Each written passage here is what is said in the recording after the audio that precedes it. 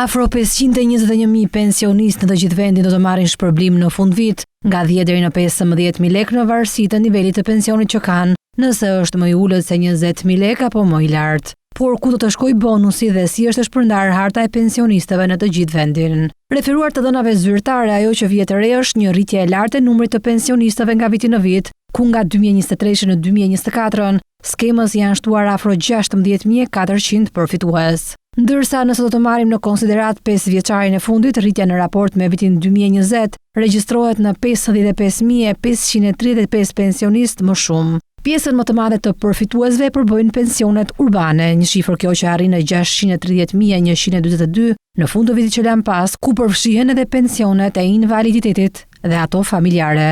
Ajo që vjet re është një trend progresiv shumë i lartë në rritje të pensioneve urbane. Nëse do ta krahasojmë me vitin 2020, ku regjistroheshin vetëm 550.420 pensione urbane, kapërcimi në 2024 është me 79.722 përfitues më shumë.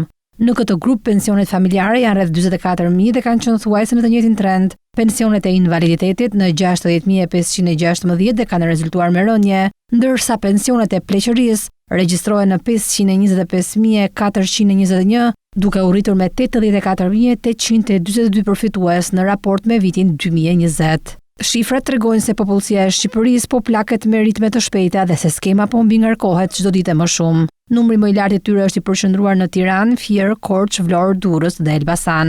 Sa i takon pensioneve rurale, vjet re një trend tërësisht i kundërt. Numri i pensionistëve rural ka zbritur gradualisht nga 115.443 në vitin 2020 në 91.256 përfitues në vitin 2024, me një rënje që llogaritet në 24.187 përfitues më pak në skem.